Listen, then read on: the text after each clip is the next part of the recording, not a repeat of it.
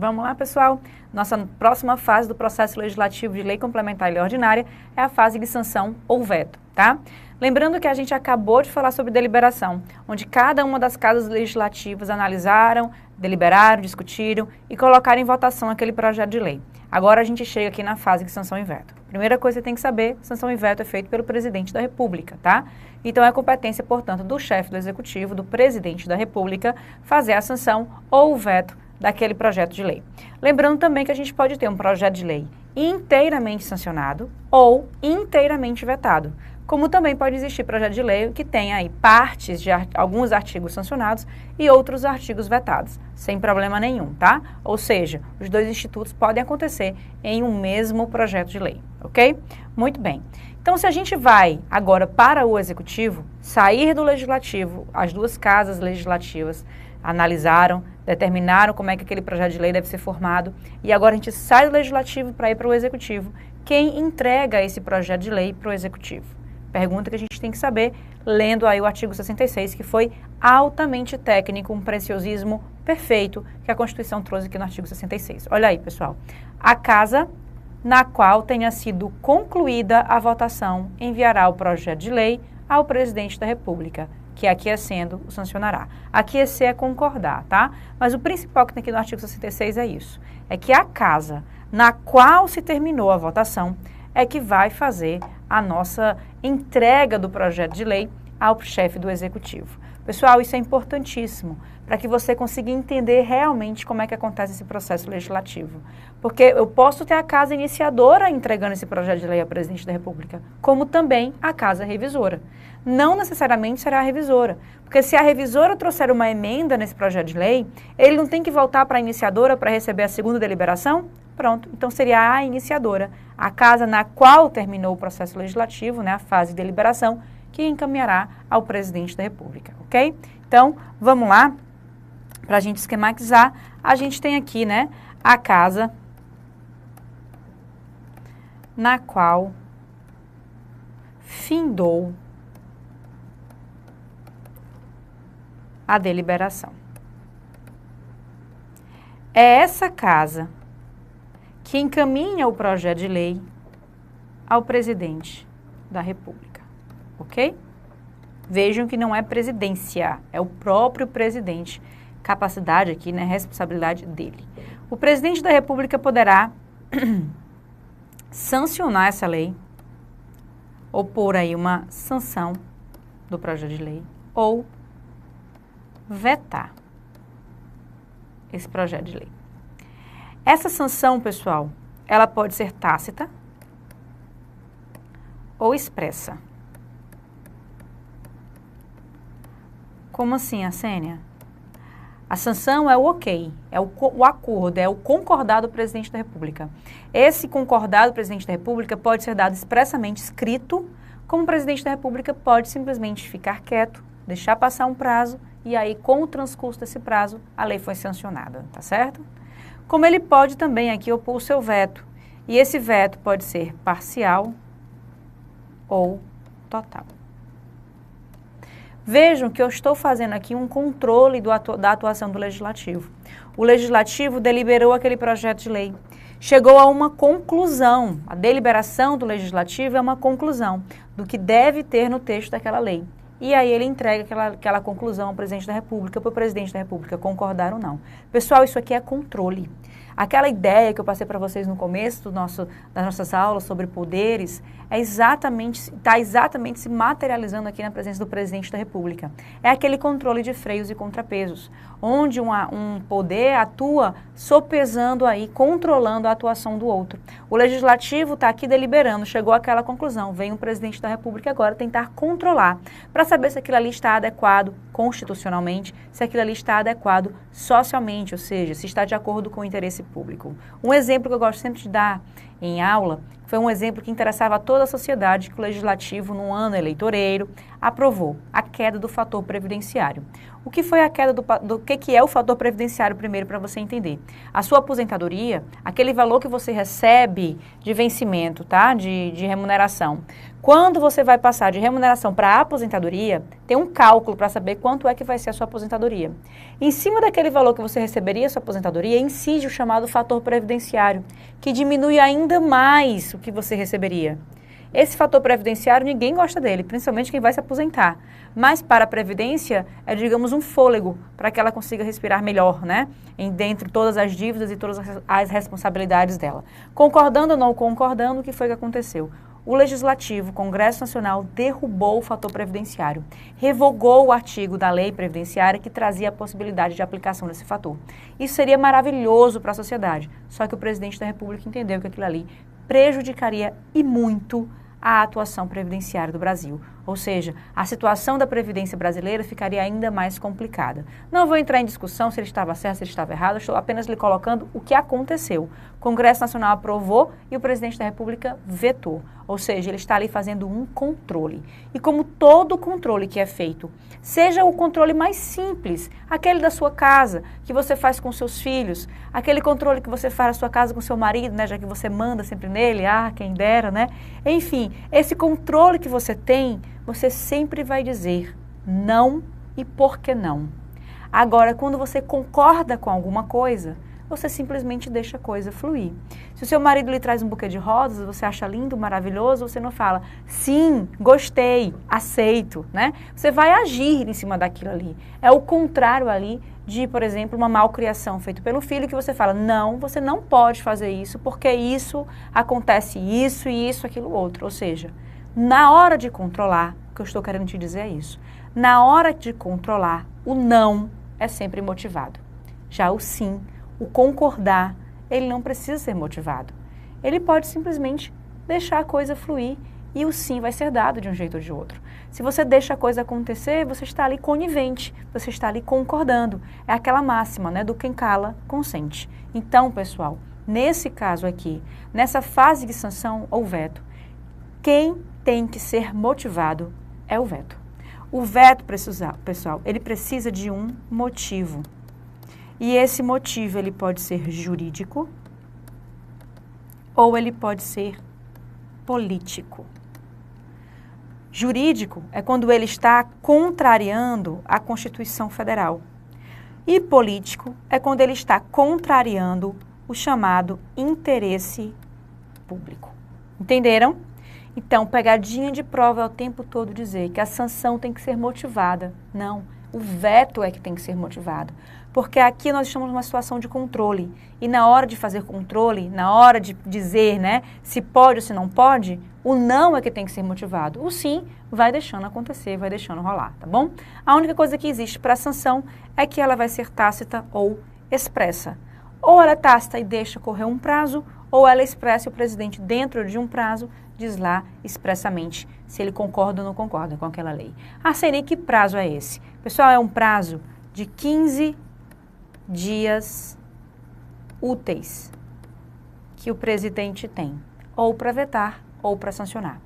Tanto o prazo de veto como o prazo da sanção são contados em 15 dias úteis. Eu quero que isso fique muito claro aqui para você, porque uma leitura gramatical, aquela interpretação isolada que se faz do texto da Constituição, pode te induzir a erro e fazer com que você entenda de forma diferente. Acompanhe aqui comigo, olha só. O parágrafo 3º da nossa Constituição, ele fala, ó, decorrido o prazo de 15 dias, o silêncio do presidente da República importará a sanção. Essa é a minha sanção tácita, tá certo? Sanção tácita, portanto, decorreu o prazo de 15 dias, sanção. Fechou? Mas olha só, o parágrafo 1º, ele fala assim, ó. Se o presidente da República considerar o projeto no todo ou em parte, no todo, veto total, em parte, veto parcial, inconstitucional ou contrário ao interesse público, vetá-lo-á, total ou parcialmente, no prazo de, olha só, 15 dias úteis. Então, uma leitura desavisada de interpretação meramente gramatical poderia dar para vocês a sensação de que, para o veto, é 15 dias úteis, para a sanção são 15 dias corridos, já que não tem aí o nome útil no parágrafo 3º. Inclusive, eu tenho que avisar vocês, existe algum material de internet que também traz essa ideia, mas não podemos pensar dessa forma. Por quê, Arsênia? Porque isso é impossível de acontecer. Olha só, um entendimento que você tem que também deixar aí muito grande nas suas anotações. O ato de sanção ou veto, ele é um ato irretratável. A partir do momento que o presidente veta, ele não pode voltar atrás. E a partir do momento que ele sanciona, ele não pode voltar atrás. Sendo assim, olha só o que aconteceria se eu contasse em dias úteis e em dias corridos. Vamos colocar aqui, ó, segunda, terça, quarta, quinta, sexta, sábado, domingo, tá? Segunda, terça, quarta, quinta, sexta, sábado, domingo. Nós temos aqui os nossos 7 dias, né? Então, vamos lá. Primeiro dia do prazo, segundo, terceiro, quarto, quinto. Como eu estou contando em dias corridos, sexto, sétimo, oitavo, nono, décimo, 11º, segundo, terceiro, quarto, quinto, tá? Em dias corridos, o meu último dia para sancionar ou vetar seria aqui. Agora, se eu estiver contando esse prazo em dias úteis, eu contaria 1, 2, 3, 4, quinto dia de prazo, ok? Sábado e domingo não é dia útil, sexto, sétimo, oitavo, nono, décimo, ok? 11º, 12º, 13º, 14º, 15º, último dia de prazo. Sendo assim, a minha conclusão seria, no 15º dia corrido, a lei estava sancionada, tacitamente, mas aqui no 15º dia útil, o presidente ainda tinha poder de veto. Como vetar algo que já foi tacitamente sancionado? Não entendi, Arsênia. Volto aqui contigo, ó. Eu disse para ti que ele pode sancionar ou vetar um projeto de lei. A sanção ela pode ser tácita ou expressa. Tácita deixa transcorrer um prazo e a lei se sanciona legalmente, tá? Efeito legal de sanção. Ou expressa, o presidente simplesmente diz, já considerando isso, aquilo, outro, sanciona a presente lei. Pronto. O veto, ele tem que vetar, dizer o que ele está vetando também nesse prazo de 15 dias úteis. Fechou? E aí eu vim aqui contigo contar o prazo em dias úteis e o prazo em dia corrido, para te mostrar que o parágrafo 3º, muito embora não fale em dias úteis, ele está se referindo a um dia útil que já foi mencionado lá no parágrafo 1º.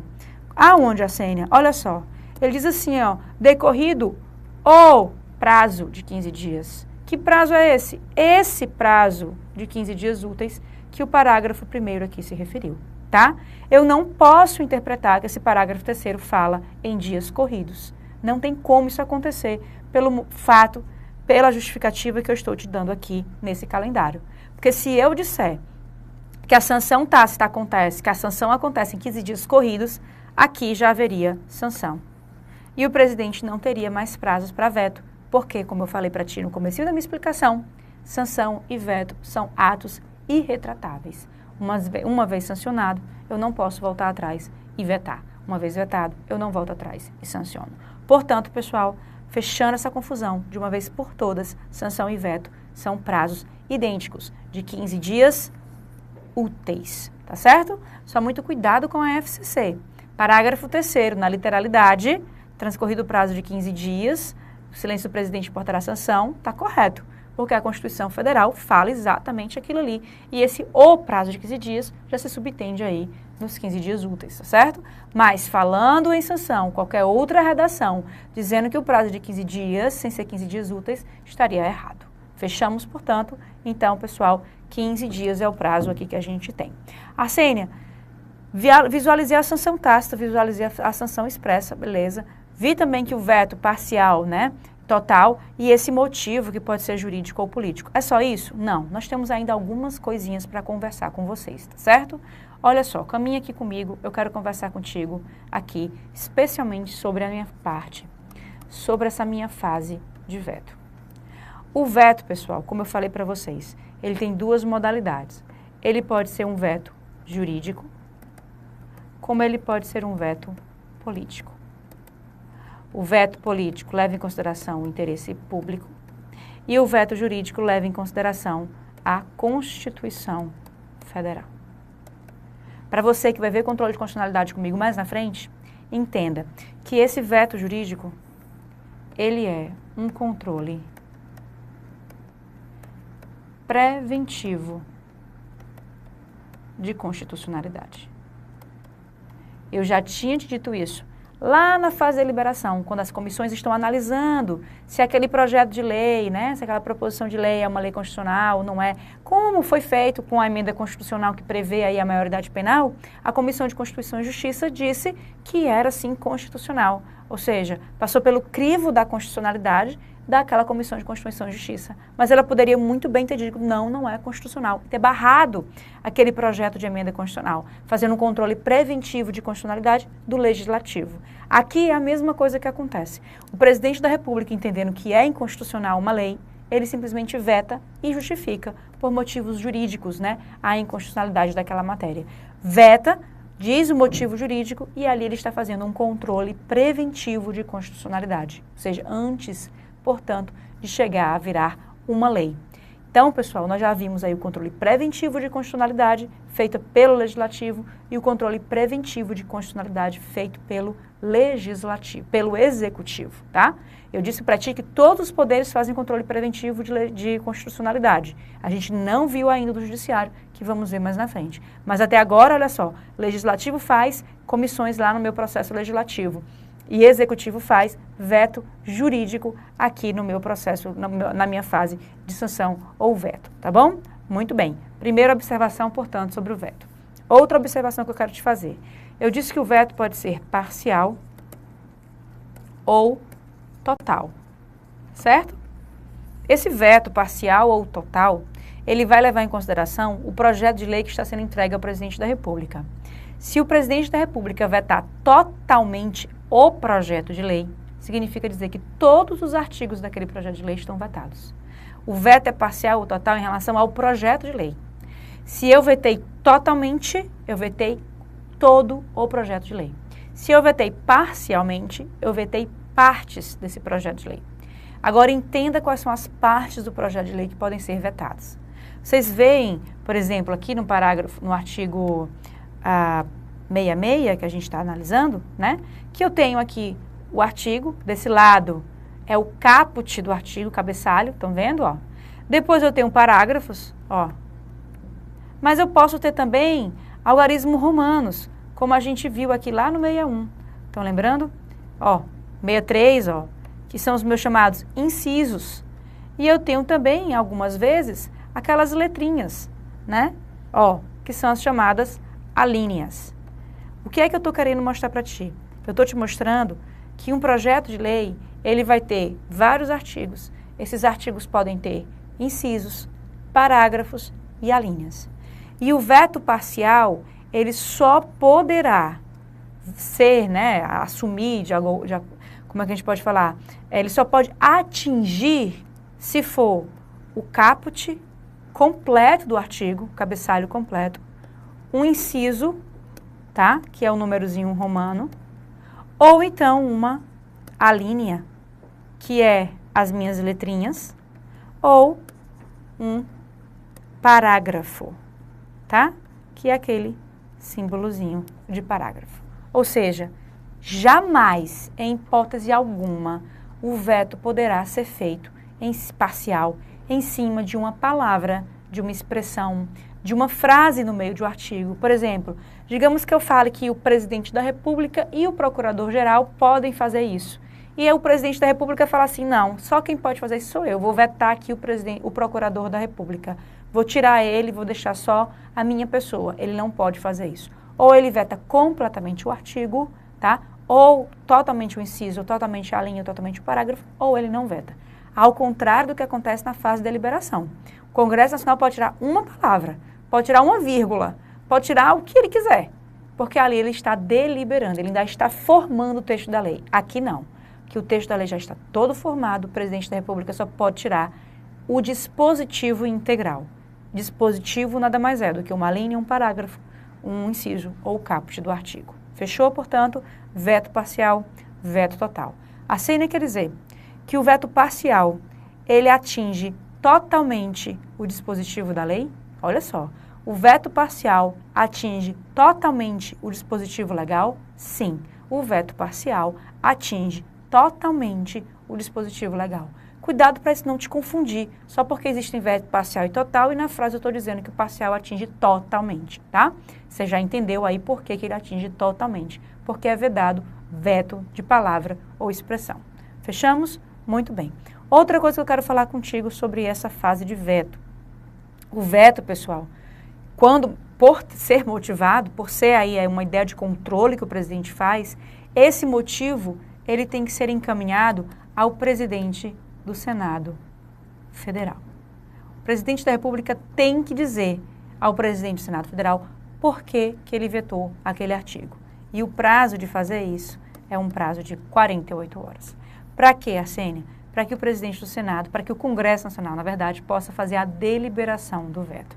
Então, olha só, quando eu falo em veto, eu tenho ainda a possibilidade de deliberação do veto. O veto, ele é feito pelo presidente da República. A deliberação do veto é feita pelo Congresso Nacional. O veto é feito pelo presidente da República e significa a exclusão de um dispositivo legal. A deliberação do veto feita pelo Congresso Nacional significa a devolução daquilo que foi excluído pelo presidente. Ou seja, se de 10 artigos sancionados, 2 foram vetados,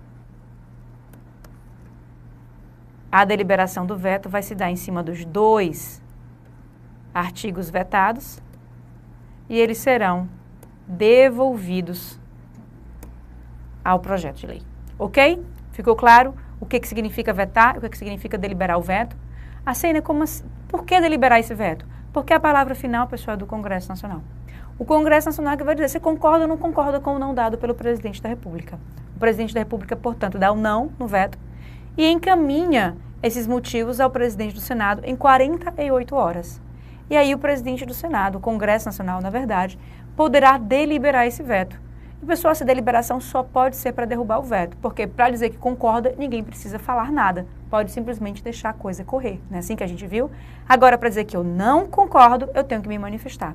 E o Congresso Nacional, ele precisa se manifestar em 30 dias. Essa manifestação, pessoal, ela vai se dar em uma sessão que é conhecida como sessão conjunta. As sessões de deliberação do Congresso Nacional, elas podem acontecer de 3 formas. A sessão em separado, que foi a que a gente viu lá, Câmara, depois Senado, ou Senado e depois Câmara, dependendo de quem fez a iniciativa. A sessão conjunta, onde eu pego Câmara e Senado para deliberar a mesma coisa, no mesmo dia, na mesma hora e no mesmo local. Mas a Câmara vota como Câmara e o Senado vota como Senado, ok? E nós temos ainda a sessão unicameral. Essa sessão vai acontecer quando eu tiver Câmara e Senado no mesmo dia, no mesmo local, na mesma data, deliberando o mesmo assunto, mas como Congresso Nacional.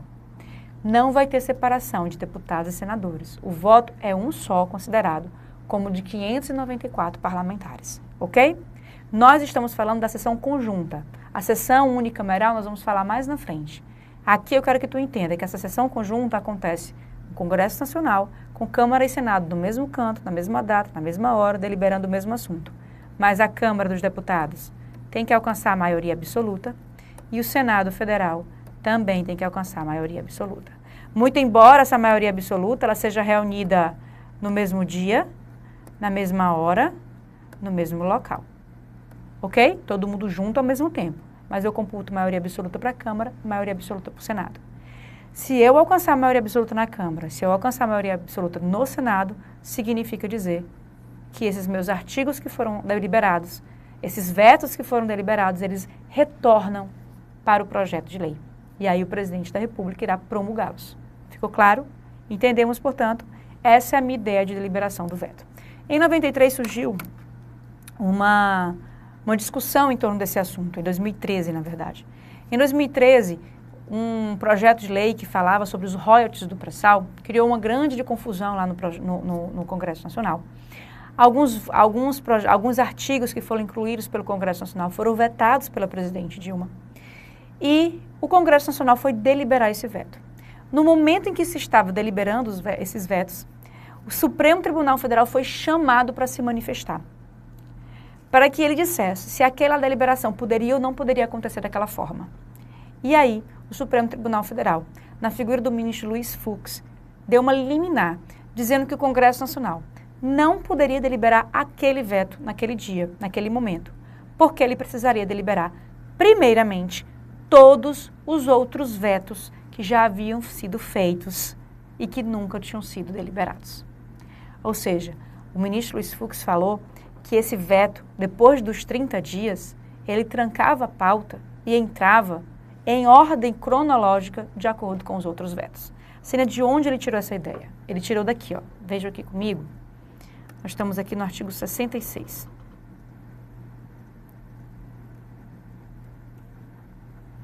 O artigo 66, ele vai ter alguns parágrafos, ó. O parágrafo 4º fala dessa apreciação. O veto será apreciado em sessão conjunta, dentro de 30 dias a contar de seu recebimento, só podendo ser rejeitado pelo voto da maioria absoluta dos deputados e senadores. Ok? Entendam que a partir do momento que eu digo que o veto pode ser analisado em 30 dias, e esse prazo aqui que eu dou é um prazo onde vai trancar a pauta do Congresso Nacional, impor que ele seja deliberado em 30 dias, todos os outros vetos que não foram deliberados estão na frente daquele que estava lá naquele momento. E aí o ministro Luiz Fux deu essa liminar dizendo, ei, Congresso Nacional, você tem que deliberar primeiro todos os vetos para poder pensar nesse daí. E aí, um agravo regimental foi interposto, chamou-se todo o Supremo para o Supremo todo analisar aquela situação. E aí, prevalece o entendimento do ministro Luiz Fux ou nós vamos para o entendimento de um outro ministro para poder dizer o que é que vai valer? Se esse veto vai ou não vai ser deliberado na ordem cronológica dos outros vetos ou se pode ser escolhido qual veto vai ser deliberado naquele dia. E aí o Supremo Tribunal falou, logicamente, né, dentro de uma coerência para melhorar um trabalho, apesar de eu não concordar, porque violou de certa forma, né? Foi uma decisão muito mais política do que jurídica, mas o Congresso Nacional simplesmente, o STF simplesmente disse que não há ordem cronológica para a análise desse veto. Eu posso ter 500 vetos na frente e o Congresso Nacional pode escolher qual que ele vai analisar primeiro. E no caso, o Congresso Nacional escolheu o veto desse projeto de lei. Analisou o veto que a Presidente da República deu e disse que não concordava. E aí a Presidente da República promulgou aquele projeto de lei juntamente com os artigos que ela havia vetado. Ou seja, aqueles artigos que ela tinha vetado deixaram de ser vetados, passaram a fazer parte da lei, porque o Congresso Nacional, por maioria absoluta de Câmara e Senado, entendeu que não havia motivo, não havia justificativa para aquele veto e derrubaram o veto da Presidente da República. Ficou claro? Entendemos o que aconteceu. Portanto, pessoal, nessa fase de deliberação do veto, por conta dessa decisão, hoje ela está ainda, né, muito em moda, por conta dessa discussão que a gente teve, que eu expliquei para vocês, nós não temos ordem cronológica nessa deliberação. O Congresso Nacional é livre para escolher, depois desses 30 dias ou antes desses 30 dias, qual veto será analisado primeiramente, né, e aí definir se vai ou não vai derrubá-lo. Para derrubar, maioria absoluta de cada uma das casas, ok? A gente volta na próxima aula falando um pouco aí mais, né, terminando essa fase, a gente vai falar aí de promulgação e de publicação e eu vou te explicar por que que o STF se meteu aqui nessa situação, que estava entre legislativo e executivo e te aproveito para falar do chamado controle preventivo de constitucionalidade exercido pelo Poder Judiciário. Até já já.